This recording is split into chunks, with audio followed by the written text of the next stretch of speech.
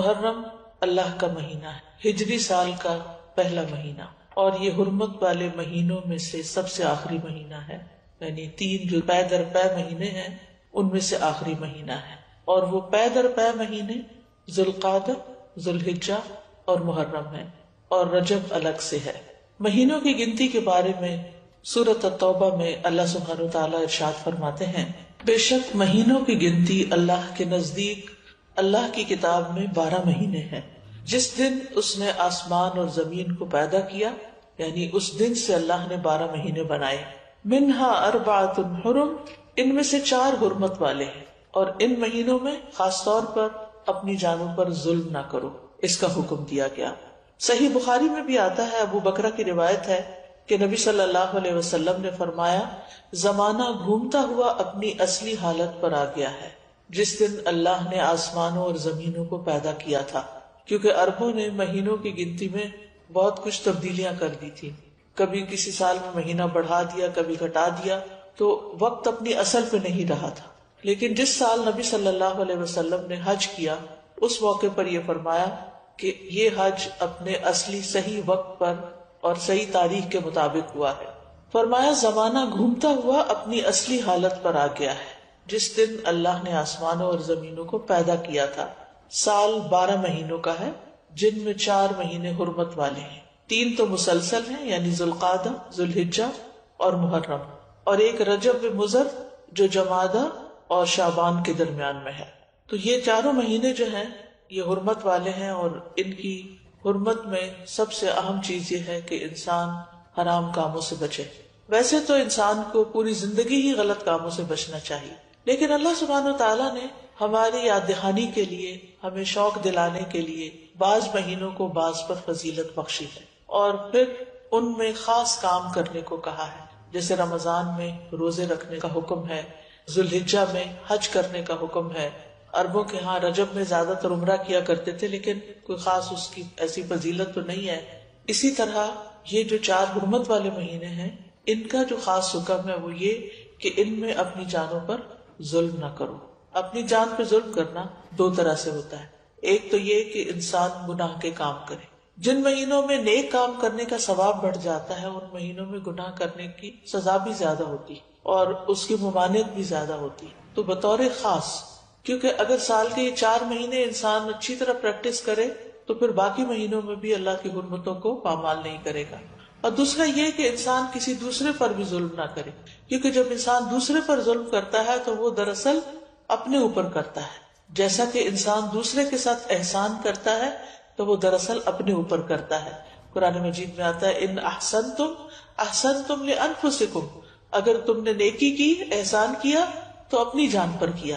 یعنی بظاہر ایسا لگتا ہے کہ جیسے انسان دوسرے کو فیور دے رہا ہے، لیکن حقیقت میں وہ اس کے اپنے لیے ہی بہتر ہوتا ہے۔ محرم کو اللہ کا مہینہ قرار دیا گیا ہے، یہ اس مہینے کے فضائل میں سے ہے۔ نبی صلی اللہ علیہ وسلم نے اس کے بارے میں فرمایا، ان ابی ہریرہ رضی اللہ عنہ قال قال رسول اللہ صلی اللہ علیہ وسلم افضل الصیام بعد رمضان شہر اللہ المحرم۔ یہ صحیح مسلم کی روایت ہے۔ ابو ہریرہ رضی اللہ عنہ کہتے ہیں کہ رسول اللہ صلی اللہ علیہ وسلم نے فرمایا، رمضان کے بعد سب سے افضل روزے اللہ کے مہینے محرم کے ہیں، یعنی اس مہینے میں خاص طور پر روزے رکھنے کا اہتمام کرنا چاہیے، یعنی یہ اس کی خاص عبادت ہے۔ اس مہینے کو شہر اللہ المحرم کہہ کر شرف دیا گیا ہے، یعنی اللہ تعالیٰ نے اس کو اپنی طرف منسوب کیا کہ یہ اللہ کا مہینہ ہے۔ اس سے اس مہینے کے شرف اور فضیلت پر دلیل ملتی ہے۔ اللہ سبحانہ وتعالیٰ اپنی خاص مخلوقات کو اپنی طرف منسوب کرتا ہے، جیسے اللہ سبحانہ وتعالیٰ نے محمد صلی اللہ علیہ وسلم کو، ابراہیم علیہ السلام کو، اسحاق علیہ السلام کو، یعقوب علیہ السلام کو اور دیگر انبیاء کو اپنی عبودیت کی طرف منسوب کیا ہے کہ اللہ کے بندے، ان کو اپنا بندہ قرار دیا ہے۔ اسی طرح خانہ کعبہ کو اللہ تعالیٰ نے بیت اللہ کہا ہے، اللہ کا گھر۔ اسی طرح قوم سمود کی اونٹنی کو اللہ تعالیٰ نے ناقۃ اللہ کہا، اللہ کی اونٹنی۔ تو جس چیز کو اللہ تعالیٰ اپنی طرف منسوب کرے وہ اس کی خاص عزت اور تشریف کی وجہ سے ہوتا ہے، یعنی اس کی خاص امپورٹنس کی وجہ سے ہوتا ہے۔ اگرچہ حرمت والے مہینے 4 ہیں، لیکن ان چاروں میں سے پھر افضل جو ہے وہ محرم ہے۔ حسن بصری رحمت اللہ علیہ کہتے ہیں کہ حرمت کے مہینوں میں سے بھی سب سے افضل مہینہ محرم کا ہے۔ اگر دیکھا جائے تو سال کا آغاز اور اختتام دونوں ہی حرمت والے مہینوں سے ہوتے۔ حسن بصری کہتے ہیں کہ اللہ نے سال کو حرمت والے مہینے سے شروع کیا، یعنی محرم سے شروع کیا، اور سال کا اختتام بھی حرمت والے مہینے کے ساتھ کیا، یعنی ذوالحجہ کے ساتھ۔ اور پھر اللہ کے نزدیک ہجری سال میں رمضان کے بعد محرم سے زیادہ اور کوئی مہینہ عظمت والا نہیں۔ تو اس سے آپ اندازہ لگا سکتے ہیں کہ اس مہینے کی کتنی فضیلت ہے۔ اور محرم میں سے بھی پہلے 10 دن زیادہ فضیلت کے ہیں۔ سلف صالحین 3 اشروں کی تعظیم کیا کرتے تھے۔ ابو عثمان نہدی رحمہ اللہ کہتے ہیں کہ سلف صالحین 3 اشروں کی تعظیم کرتے تھے: رمضان کے آخری 10 دن، ذوالحجہ کے پہلے 10 دن اور ماہ محرم کے پہلے 10 دن۔ یعنی یہ 3 جیسے دھاکے جن کو کہتے ہیں، یعنی 10 دن پر مشتمل دن، یہ باقی دنوں کی نسبت زیادہ اہمیت کے حامل ہیں۔ حرمت والے مہینوں میں خاص طور پر ظلم کی ممانعت ہے۔ اللہ سبحانہ وتعالیٰ نے ان مہینوں میں جان پر ظلم کرنے سے منع کیا، فرمایا فَلَا تَظْلِمُوا فِيهِنَّ أَنفُسَكُمْ، لہذا ان مہینوں میں خاص طور پر اس چیز کا اہتمام کرنا ضروری ہے۔ یعنی حرمت والے مہینوں میں ظلم کی سنگینی کا ذکر ہے، یعنی اس میں ظلم کرنا، کسی بھی انسان پر، کسی جاندار پر، کسی بھی چیز پر کسی کا بھی حق نہ دینا، یہ زیادہ بڑا گناہ ہے، یعنی دوسرے مہینوں کی نسبت۔ اگرچہ سارا سال ہی منع ہے، ہر حال میں ظلم سنگین ہوتا ہے، لیکن ان مہینوں میں بطور خاص منع کیا گیا ہے۔ پھر ایک اور بات یہ ہے کہ محرم کے مہینے میں خاص عبادت جو ہے وہ روزے رکھنے کی ہے۔ تو اس مہینے میں اللہ کی توفیق سے اگر ممکن ہو تو کثرت سے روزے رکھنا مستحب ہے۔ روزوں کے اعتبار سے رمضان کے بعد سب سے افضل مہینہ ہے۔ صحیح مسلم کی روایت ہے، ابو ہریرہ کہتے ہیں کہ رسول اللہ صلی اللہ علیہ وسلم نے فرمایا، رمضان کے بعد سب سے افضل روزے اللہ کے مہینے محرم کے ہیں۔ ابن رجب کہتے ہیں کہ یہ حدیث اس معنی میں واضح اور صریح ہے کہ رمضان کے بعد نفلی روزوں میں افضل ترین روزے اللہ کے مہینے محرم کے روزے ہیں، اور یہ سب نفلی روزے ہیں۔ فرض روزوں سے پہلے محرم میں روزے رکھے جاتے تھے، پھر جب فرض روزے رمضان میں ہو گئے تو پھر محرم کے روزے جو ہیں وہ نفلی ہو گئے۔ نبی صلی اللہ علیہ وسلم صرف شعبان میں کثرت سے روزے رکھتے تھے۔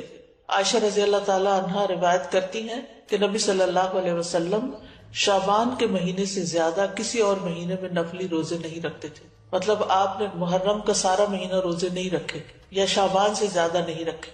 اسی طرح صحیح بخاری کی روایت ہے، ابن عباس کہتے ہیں نبی صلی اللہ علیہ وسلم نے رمضان کے سوا کبھی پورا 1 مہینہ روزے نہیں رکھے۔ تو اگرچہ اس مہینے کے روزے افضل ہیں، لیکن پورا مہینہ رکھنے کی ضرورت نہیں ہے۔ آپ روزے رکھتے حتیٰ کہ کہنے والا کہتا واللہ آپ کبھی افطار نہیں کریں گے، یعنی مسلسل رکھتے چلے جاتے تھے، اور افطار کرتے یعنی چھوڑ دیتے روزے رکھنا حتیٰ کہ کہنے والا کہتا اللہ کی قسم آپ کبھی روزے نہیں رکھیں گے۔ تو اس میں آپ کا جو پیٹرن تھا تسلسل کے ساتھ روزے رکھنے کا، وہ ہمیشہ کے لیے نہیں ہوتا تھا۔ اور یہ کیوں نہیں کیا آپ نے؟ اس لیے نہیں کہ آپ کے اندر طاقت نہیں تھی، اس لیے کہ امت کے لیے مشکل نہ ہو، کیونکہ امت میں بہت سارے لوگ ایسے ہوتے ہیں جو نبی صلی اللہ علیہ وسلم کی ہر بات کو کاپی کرنا چاہتے ہیں، ہر سنت کی پیروی کرنا چاہتے ہیں، تو پھر یہ چیز مشکل ہو جاتی۔ اب سوال یہ پیدا ہوتا ہے کہ نبی صلی اللہ علیہ وسلم محرم کی بجائے شعبان میں کثرت سے روزے کیوں رکھتے تھے؟ علماء کو اس مسئلے میں اشکال ہوا ہے کہ اگر محرم زیادہ افضل ہے تو آپ شعبان میں کیوں زیادہ روزے رکھتے؟ کہ آپ نے صراحت کے ساتھ یہ فرمایا کہ ماہ محرم کے روزے جو ہیں وہ افضل ہیں۔ تو اس میں بعض علماء یہ کہتے ہیں کہ شاید آپ کو محرم کی فضیلت کا علم زندگی کے آخری ایام میں، یعنی شروع سے نہیں یہ بات بتائی گئی، اور یہ بھی ہو سکتا ہے کہ اس مہینے میں آپ کو کئی عذر پیش آ جاتے تھے جس کی وجہ سے آپ یہ روزے نہیں رکھ سکتے تھے، جیسے سفر ہے یا بیماری کا لاحق ہونا ہے، لیکن چونکہ آپ نے فرما دیا ہے کہ یہ افضل ہے تو بہرحال یہ افضل ہے، یعنی اس مہینے میں روزے رکھنا۔ اور اس مہینے میں سے بھی خاص طور پر 10ویں تاریخ کا روزہ رکھنا۔ جمہور علماء کے نزدیک عاشورہ محرم کا 10واں دن ہے، اور اس دن روزہ رکھنا جو ہے وہ مستحب ہے۔ اور عاشورہ ایک اسلامی نام ہے، جاہلیت میں یہ نام معلوم نہیں تھا۔ کوئی سے جانتا نہ تھا، یعنی اس وقت 10 محرم کو عاشورہ نہیں کہتے تھے. تو عاشورہ کا روزہ جو ہے یہ مستحب ہے اور اس کی بہت فضیلت ہے. صحیح مسلم میں آتا ہے رسول اللہ صلی اللہ علیہ وسلم نے فرمایا، اور یوم عاشورہ کا روزہ میں امید رکھتا ہوں کہ پچھلے سال کے گناہوں کا کفارہ بن جائے گا، پچھلے سال کے گناہوں کا کفارہ بن جائے گا. ان یکفر السنۃ التی قبلہ. اب یہ گناہوں میں سے کیا مراد ہے؟ اس کے بارے میں آتا ہے کہ عاشورہ کا روزہ تمام صغیرہ گناہوں کا کفارہ بنتا ہے اور کبیرہ گناہوں میں کمی کا باعث بنتا ہے، یعنی اس میں تخفیف ہوتی. کبیرہ گناہوں کا کفارہ نہیں بنتا. مثلا اگر کسی نے کسی کو قتل کر دیا، اللہ نہ کرے، یا اسی طرح کوئی شراب پیتا ہے یا کوئی زنا کرتا ہے یا کوئی اور اس طرح کے بڑے بڑے گناہوں کے کام کرتا ہے اور وہ کہے کہ میں عاشورہ کا روزہ رکھ لوں گا اور میرا سب کچھ معاف ہو جائے گا، تو ایسا نہیں ہے. کبیرہ گناہوں پر حدود بھی ہیں، کبیرہ گناہوں پر بعض اوقات کفارہ بھی ہے، توبہ ہے، یعنی ان کا معاملہ الگ ہے. لیکن چھوٹے چھوٹے گناہ جو انسان سے ہو جاتے ہیں، کوتاہیاں ہو جاتی ہیں، غفلتیں ہو جاتی ہیں، تو ان کا کفارہ جو ہے وہ 10 محرم کے روزے سے ہوتا ہے، 1 سال کا. اور اگر کسی کے اعمال نامے میں صغیرہ گناہ نہ ہو، خوش قسمت ہو، تو پھر اس کے اعمال نامے میں اس روزے کے بدلے نیکیاں لکھ لی جاتی ہیں اور اس کے درجات بلند کر دیے جاتے ہیں. اور پھر اگر کسی کا کوئی ایک آدھ کبیرہ گناہ ہو، جیسے والدین کو ستانا ہے یا کوئی اور اس طرح کے کام ہے، یا غیبت کر لی کسی نے، کسی پہ الزام لگا دیا ناسمجھی میں، کچھ ہوتے ہیں جان بوجھ کے کرتے، کچھ ہوتے ہیں کہ ایسے منہ سے بات نکل جاتی، یعنی آپ کا ارادہ نہیں تھا کہ کسی کی آپ برائی کرے، لیکن کسی نے آپ کے سامنے کسی کی شکایت کی تو آپ نے بھی کوئی ساتھ جملہ بول دیا. کئی دفعہ ایسے ہوتا ہے نا کہ ہاں وہ تو ہے ہی ایسا، آپ نے تائید کر دی. تو اب بہرحال آپ نے کسی کی برائی تو کری تھی، تو ہو سکتا ہے کہ کسی کے اعمال نامے میں بہت زیادہ ایسی چیزیں نہ ہوں، خال خال کبھی کبھار کی ہوئی ہوں، تو پھر امید کی جا سکتی ہے کہ اس کے لیے ان گناہوں سے بھی کفارے کا باعث بنے گا. پھر اہل و عیال اور اپنے ماتحت لوگوں کو بھی اس دن روزہ رکھوانا چاہیے. یعنی صرف آپ خود ہی نہ رکھ لیں، اپنے بچوں کو بھی کہیں، گھر میں بھی بتائیں، رشتہ داروں کو بتائیں، اوروں کو بھی قائل کریں. یعنی انسان کو چاہیے کہ اپنے اہل و عیال اور جن لوگوں کی ذمہ داری اس پہ عائد ہوتی ہے ان کے بارے میں اس روزے کے حوالے سے خاص خیال رکھیں. سحری کے لیے ان کو جگائیں، ان کو سحری بنا کے دیں، ان کو روزہ رکھنے پر مدد کریں، تو ان کا بھی ثواب آپ کو مل جائے گا. ربیہ بنت معبد رضی اللہ عنہما سے روایت ہے، وہ کہتی ہیں کہ نبی صلی اللہ علیہ وسلم نے عاشورہ کے دن صبح کے وقت انصار کی بستیوں میں یہ پیغام بھیجا کہ جس نے آج روزہ نہ رکھا ہو وہ باقی دن کچھ نہ کھائے، اور جس نے روزہ رکھا ہو وہ روزے سے رہے. یعنی جس نے تو صبح سے کچھ نہیں کھایا وہ اب کچھ نہ کھائے، اور جس نے اگر کچھ کھا بھی لیا باقی دن کا روزہ رکھ لے. یعنی اتنی تاکید ہے. ربیہ کہتی ہیں کہ اس حکم کے بعد ہم عاشورہ کا روزہ رکھتی تھی اور اپنے بچوں کو بھی رکھواتی، نیز انہیں بہلانے کے لیے ہم روئی کے کھلونے بنا دیتی. جب ان میں سے کوئی کھانے کے لیے روتا تو ہم اسے وہ کھلونا دے دیتی، یہاں تک کہ افطار کا وقت آ جاتا. یعنی بہلا پسلا کے بچوں کو بھی روزہ رکھوا دیتے. تو اس سے اندازہ کریں کہ اس روزے کی کتنی اہمیت ہے. پھر اسی طرح اہل کتاب بھی یہ روزہ رکھا کرتے تھے، یعنی جو مدینہ میں یہودی تھے وہ بھی یہ روزہ رکھتے تھے. تو نبی صلی اللہ علیہ وسلم نے ان کی مخالفت کرتے ہوئے 10ویں کے ساتھ 9ویں کے روزے کو بھی مستحب قرار دیا. صحیح مسلم میں ہے، عبداللہ بن عباس کہتے ہیں کہ جب رسول اللہ صلی اللہ علیہ وسلم نے یوم عاشورہ کا روزہ رکھا اور اس دن روزہ رکھنے کا حکم دیا تو صحابہ نے عرض کی، اللہ کے رسول، یہی دن ہے جس کی یہود و نصارہ تعظیم کرتے ہیں، یعنی ان کے نزدیک بھی یہ دن بڑا امپورٹنٹ ہے. اس پر رسول اللہ صلی اللہ علیہ وسلم نے فرمایا، جب آئندہ سال ہوگا تو اگر اللہ نے چاہا ہم 9ویں دن کا بھی روزہ رکھیں گے. اس کے بعد آئندہ سال نہیں آیا کہ رسول اللہ صلی اللہ علیہ وسلم وفات پا گئے. دوسری روایت میں یہ الفاظ ہیں، عبداللہ بن عباس کہتے ہیں کہ رسول اللہ صلی اللہ علیہ وسلم نے فرمایا، اگر میں آئندہ سال تک زندہ رہا تو لازماً 9ویں کا روزہ رکھوں گا. ابو بکر کی روایت میں ہے، ابن عباس نے کہا آپ کی مراد عاشورہ کے دن سے تھی، یعنی 10ویں کی بجائے 9ویں کا رکھوں گا، یہ بھی مراد لی گئی. لیکن بہتر یہی ہے کہ وہ 10ویں، کیونکہ اس پر آپ کا قول ہے کہ وہ پورے سال کے گناہوں کا کفارہ ہے، اور اس کے ساتھ 9ویں کا روزہ رکھ لیا جائے تاکہ 2 دن ہو جائے. اور جو 9 محرم کا روزہ نہ رکھ سکے تو وہ 10ویں کے ساتھ 11ویں کا روزہ رکھ لے. اور اس دفعہ تو جمعرات کا روزہ آ رہا ہے 8 کو شاید، پھر اس کے بعد 9ویں کا آ جائے گا، پھر 10ویں کا آ جائے گا، پھر 11ویں کا آ جائے گا، پھر اس کے بعد شاید منڈے آ جائے، پھر اس کے بعد ایام 20 آ جائے.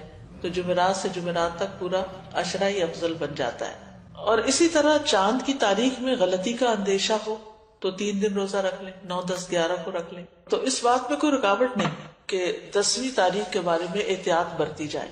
بعض اوقات اختلاف مطالعے کی وجہ سے لوگ کنفیوژن کا شکار ہوتے ہیں، آپس میں جھگڑتے ہیں، آج 9ویں ہے یا آج 10ویں ہے، آج کیا ہے کیا نہیں. تو ایسی صورت میں اگر انسان ایک دن پہلے کا روزہ بھی رکھ لے تو کوئی حرج نہیں. بعض علماء کے نزدیک عاشورہ کے روزے کے 3 مراتب ہیں. پہلا 3 دن روزے رکھنا، مرتبہ کا مطلب یہ کہ بلند درجہ ہے، 9ویں، 10ویں اور 11ویں کا روزہ رکھنا. اور اس بارے میں ایک ضعیف روایت بھی بیان کی جاتی ہے اور بعض سلف صالحین سے بھی وارد ہوا ہے کہ وہ احتیاط کے طور پر ایسا کرتے تھے. دوسرا درجہ کیا ہے؟ 9ویں اور 10ویں کا روزہ رکھنا. اکثر احادیث اس کی تائید کرتی ہیں اور اسی کے بارے میں سنت وارد ہوئی، جیسے میں نے پہلے حدیث بتائی آپ کو. اور تیسرا ہے صرف 10ویں کا روزہ رکھنا، اور ایسا کرنا جائز ہے، مکروہ نہیں ہے. یعنی جن کو اللہ تعالیٰ توفیق دے تو وہ اعلیٰ درجے کا کام کرے، 3 دن روزہ رکھے، 9ویں، 10ویں، 11ویں. جو 3 نہیں رکھ سکتے وہ کم از کم 2 دن کا رکھیں، 9ویں، 10ویں کا رکھیں یا 10ویں، 11ویں کا رکھیں. اور جن کے لیے بہت ہی مشکل ہے وہ کم از کم 10ویں تاریخ کا روزہ ضرور رکھ لیں. یہ بات واضح کرنا اس لیے ضروری ہے کہ اگر کوئی 9 اور 10 کا نہیں رکھ سکتا، صرف 10 کا رکھ رہا ہے، تو اس پر نکیر نہ کی جائے، اس کو برا بلا نہ کہا جائے یا یہ نہ کہا جائے کہ تم نے غلط کیا. یہ غلط نہیں ہے، یہ درجے اور مرتبے ہیں. اسی طرح 10 محرم اگر جمعہ یا ہفتہ کو آ رہی ہو تو اس ایک دن کا روزہ رکھنا بھی جائز ہے. خالی جمعے کو اکیلا کر کے روزہ رکھنا عام طور پر پسندیدہ نہیں، لیکن اگر محرم کا روزہ اس تاریخ کو آ رہا ہے، عاشورہ کا روزہ، تو پھر جمعے کے دن بھی رکھا جا سکتا ہے. پھر اسی طرح اگر فرض روزوں کی قضا باقی ہو، عموماً یہ کہا جاتا ہے نا کہ اگر آپ کے اوپر فرض روزے ہیں تو پہلے وہ پورے کریں پھر نفل پہ آئیں، لیکن اس روزے کی فضیلت کی وجہ سے آپ اس دن کا روزہ رکھ لیں، پھر اس کے بعد باقی قضا پوری کر لیں. یعنی فرض کی قضا سے پہلے خاص دن کا نفلی روزہ رکھنا جائز ہے. یہ ہے مسئلہ.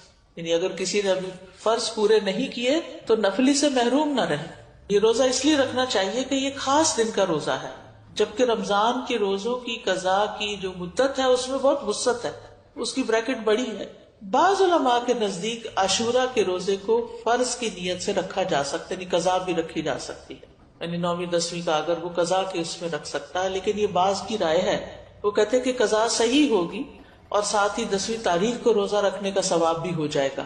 یہ شیخ ابن عثیمین کا فتویٰ ہے، ان کے خیال میں ایسا کیا جا سکتا ہے. لیکن افضل یہی ہے کہ عاشورہ کا روزہ نفل نیت سے ہی رکھا جائے، فرض کو اس میں مکس نہ کیا جائے، اور 10ویں کے علاوہ جو باقی دن ہیں ان میں اپنے قضا روزے ادا کر لے انسان. لیکن 9 اور 11 کا روزہ قضا کی نیت سے رکھنا جائز ہے. سمجھ گئے؟ یعنی 10ویں کا روزہ قضا کی نیت سے نہ رکھے، لیکن 9ویں اور 11ویں کا رکھ لے، کیونکہ 9ویں اور 11ویں کے روزے کی کوئی خاص فضیلت نہیں بتائی گئی.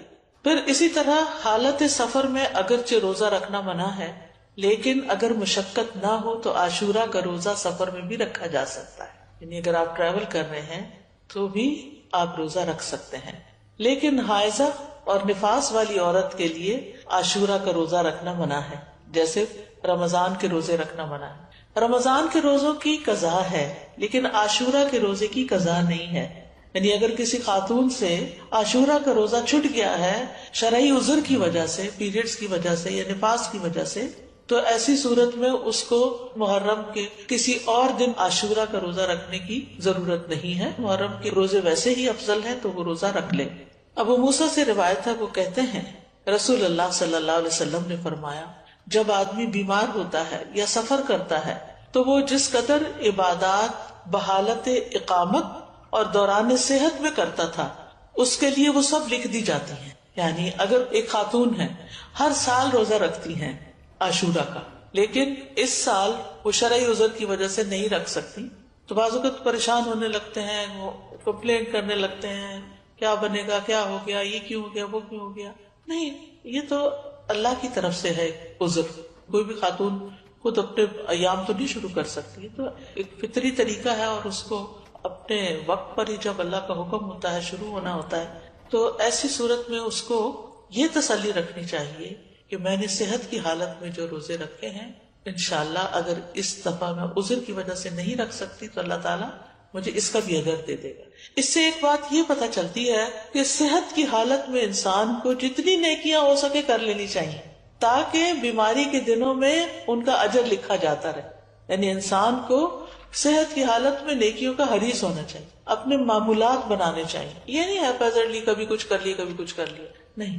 جیسے انسان کوشش کر کے جیسے تہجد کی عادت ڈالے، صلاۃ الضحیٰ کی عادت ڈالے، دن میں اذکار کرنے کی عادت ڈالے، اپنی تلاوت کی عادت ڈالے، یعنی ہر روز ایک مخصوص حصہ جو ہے ورد یومی جس کو کہتے ہیں وہ ہر صورت اپنا ادا کرنے کی کوشش کرے، نمازوں کے بعد کی سنتوں کی پابندی کرے. تو پھر اگر وہ بیمار ہو جاتا ہے اور بیٹھ کے نماز پڑھ رہا ہے اور اشاروں سے پڑھ رہا ہے تو انشاءاللہ جو وہ اپنی صحت کے دنوں میں جیسے وہ پڑھا کرتا تھا اس کے مطابق اس کو اجر مل جائے. تو صحت کو بیماری سے پہلے غنیمت جانے اور اس میں اچھی عادتیں اپنائیں، دینی اعتبار سے بھی سستی نہ کریں کہ انسان اور کاموں میں لگا رہے اور نمازوں کی پرواہ نہ کرے یا عبادات سے غافل رہے تو صرف دنیا کے پیچھے بھاگتا رہے. نہیں، عام دنوں میں صحت کے دنوں میں انسان پابندی کرے تاکہ اس کا اجر محفوظ ہو جائے. کیونکہ اگر کوئی زندہ رہتا ہے تو بڑھاپا تو آنا ہی آنا ہے اور بڑھاپے کی کمزوریاں بھی لاحق ہونی ہے. یہ الگ بات ہے کہ کچھ لوگوں کو اللہ سبحانہ وتعالیٰ ایسی توفیق دیتا ہے کہ وہ بڑھاپے میں بھی اپنی عبادت جاری رکھتے ہیں، بلکہ وہ جوانی سے بھی زیادہ اس میں عبادت کرتے ہیں کہ اب فرصت ہوگی، فراغت ہوگی، اور یہ اللہ ہی کی توفیق سے ہوتا ہے. تو عام دنوں میں جو کی جانے والی عبادت ہے اس کو انسان شوق سے کرے، پابندی کے ساتھ کرے، چھوٹی چھوٹی باتوں پر ان چیزوں کو چھوڑ نہ دے. عاشورہ کا روزہ پہلے فرض تھا، بعد میں اس کی فرضیت منسوخ ہو گئی تھی، مستحب ہو گیا تھا. حضرت عائشہ کہتی ہیں کہ رمضان کے روزے فرض کیے جانے سے پہلے رسول اللہ صلی اللہ علیہ وسلم عاشورہ کے روزے کا حکم دیا کرتے تھے. اس کے بعد جب رمضان کا مہینہ فرض کر دیا گیا تو جو چاہتا عاشورہ کے دن روزہ رکھ لیتا اور جو چاہتا نہ رکھتا.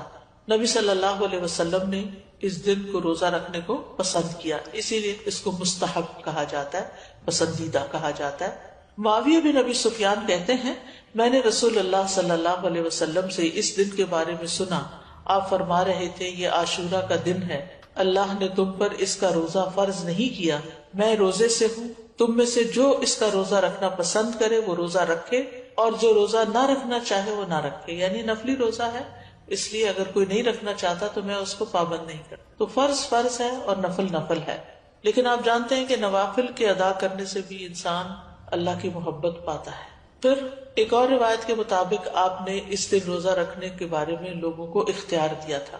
صحیح مسلم میں ہے، عبداللہ ابن عمر رضی اللہ عنہ سے روایت ہے کہ اہل جاہلیت عاشورہ کے دن کا روزہ رکھتے تھے اور رسول اللہ صلی اللہ علیہ وسلم اور مسلمانوں نے بھی رمضان کی فرضیت سے پہلے اس کا روزہ رکھا.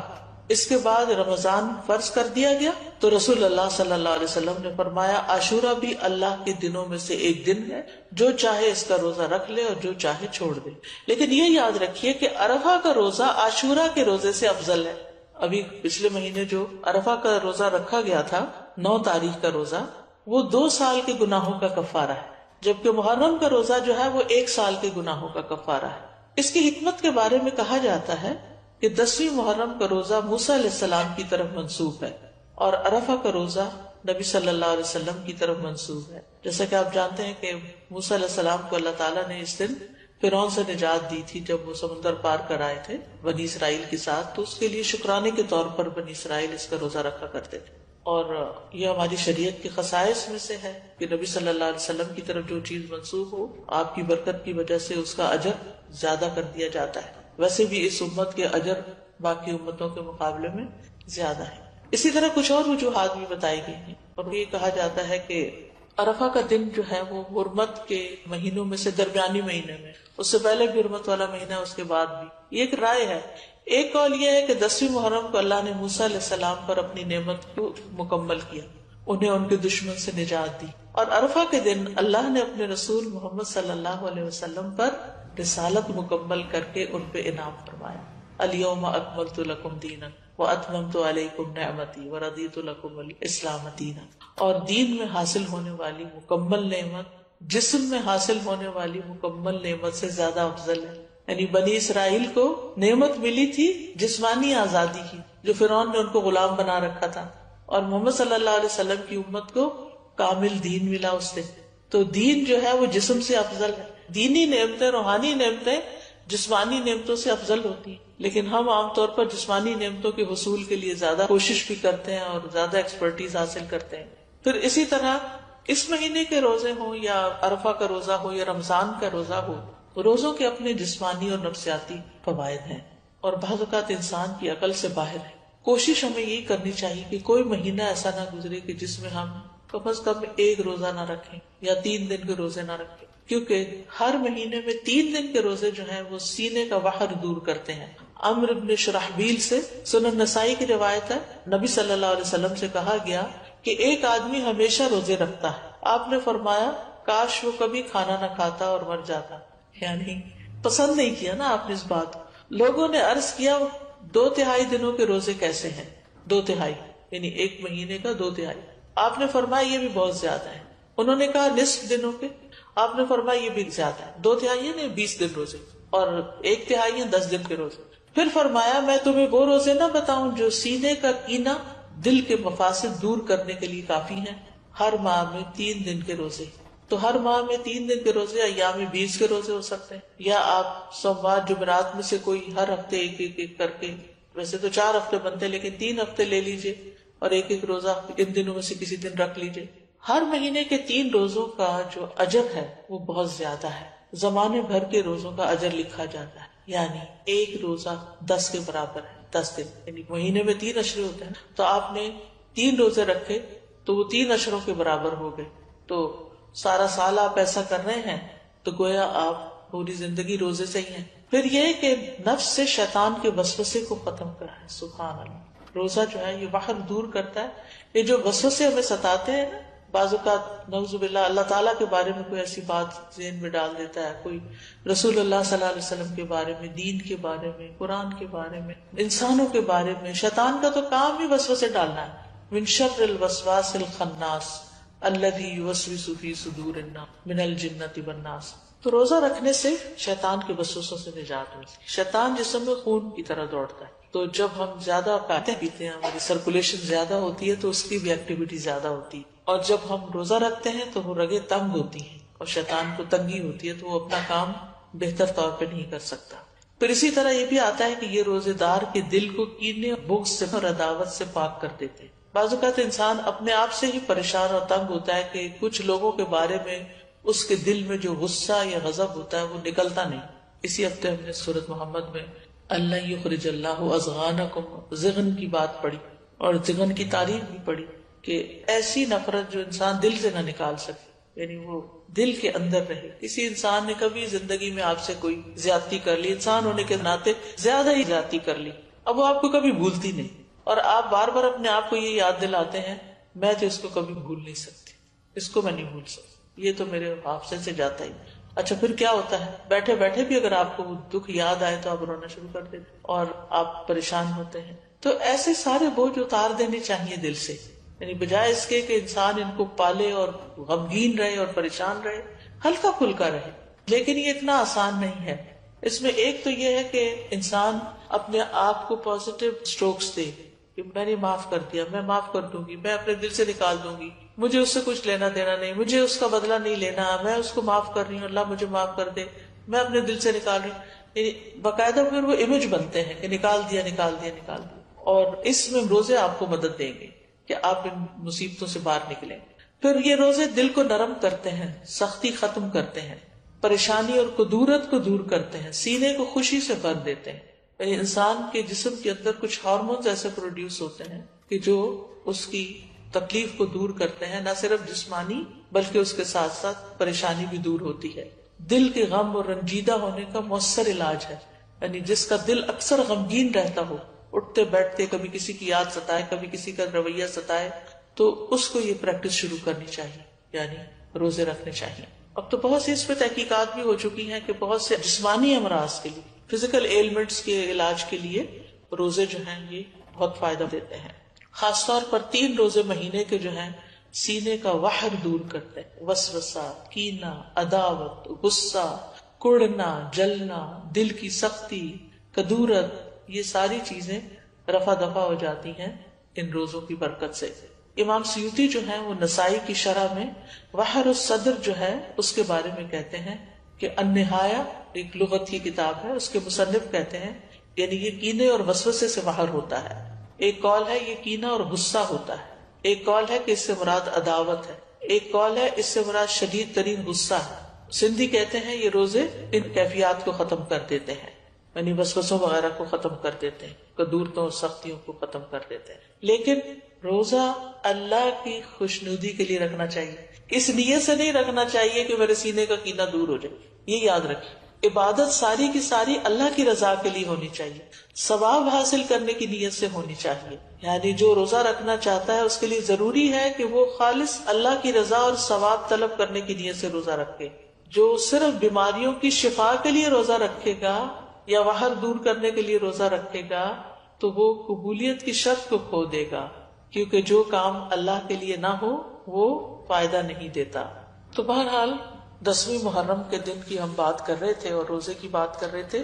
تو 10ویں محرم کا دن جو ہے ہر دور کے مسلمانوں کے درمیان ایک تعلق بھی قائم کرتا ہے. صحابہ نے رکھا، پھر تابعین نے، پھر تبع تابعین نے، پھر امت کے باقی نیک لوگوں نے، پھر آج ہم بھی رکھ رہے ہیں تو ہم سب کا ایک کنیکشن ہو جاتا ہے، نیکی کے کام میں ایک تعلق ہو جاتا ہے، اور ہمارا جو ایک ایمانی بھائی چارہ ہے اس کو وہ عملاً ثابت کرتا ہے. والمؤمنون والمؤمنات بعضهم اولیاء بعض، مومن مرد اور عورتیں ان کے بعض کے دوست ہیں. اور یہ دوستی صرف اپنے زمانے کے لوگوں کے لیے نہیں بلکہ پیچھے سے چلی آ رہی. اور 10ویں محرم کا دن شکر ادا کرنے اور مصیبتوں میں اللہ سے مدد طلب کرنے کا دن ہے. اس دن موسیٰ علیہ السلام سے ان کی قوم نے کہا انا لمدرکون، سورۃ الشعراء کی آیت نمبر 61 ہے. تو موسیٰ علیہ السلام نے جواب دیا کلا ان معی ربی سیہدین، ہرگز نہیں، بے شک میرے ساتھ میرا رب ہے، وہ مجھے ضرور راستہ بتائے گا، وہ میری مدد کرے گا. تو بہرحال جب قوم پار ہو گئی تو پھر موسیٰ علیہ السلام نے شکرانے کے روزے کا. جاہلیت میں لوگ اس دن کی تعظیم کرتے تھے اور اس دن کعبے کا غلاف پہناتے تھے، یعنی یہ دن انہوں نے کعبے پر غلاف پہنانے کے لیے خاص کیا ہوا تھا. حضرت عائشہ کہتی ہیں کہ لوگ رمضان کے روزے فرض ہونے سے پہلے عاشورہ کا روزہ رکھتے اور اس روز کعبہ کو غلاف پہنایا جاتا تھا. تو بہرحال 10ویں محرم کا روزہ تعظیمی اور شکرانے کا روزہ ہے، اور یہ ایک یاد دہانی ہے کہ کس طرح اللہ تعالیٰ نے موسیٰ علیہ السلام کو نجات دی اور ان کے دشمنوں کو ہلاک کیا.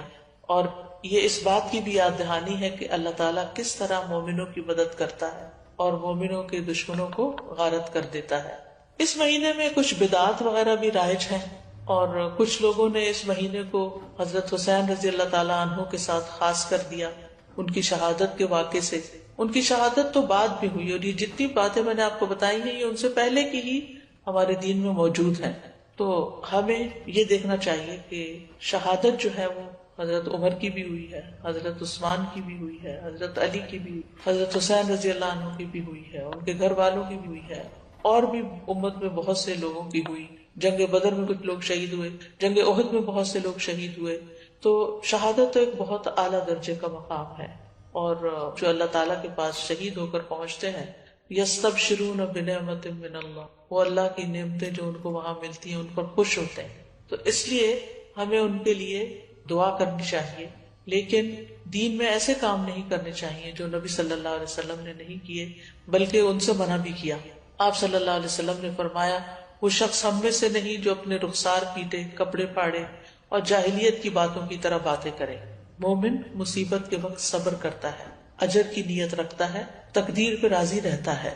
تو اس دن کو نہ ہی جشن کا دن بنانا چاہیے اور نہ ہی غم کا دن بنا لینا چاہیے، بلکہ وہ کرنا چاہیے جس کی ہمیں قرآن و سنت سے تعلیم ملتی ہے. بس دعا ہے کہ اللہ تعالیٰ ہمیں روزے رکھنے کی توفیق عطا فرما دے، کیونکہ واقعی یہ ایک بڑا جہاد ہے نفس سے، اور خاص طور پر جب انسان بیمار ہو جاتا ہے تو اس صورت میں اور بھی مشکل ہو جاتا ہے، اور جو عمر بڑھتی جاتی، لیکن اگر عادت پڑ جائے تو پھر انسان کے لیے آسان ہو جاتا ہے. وآخر دعوانا ان الحمد للہ رب العالمین.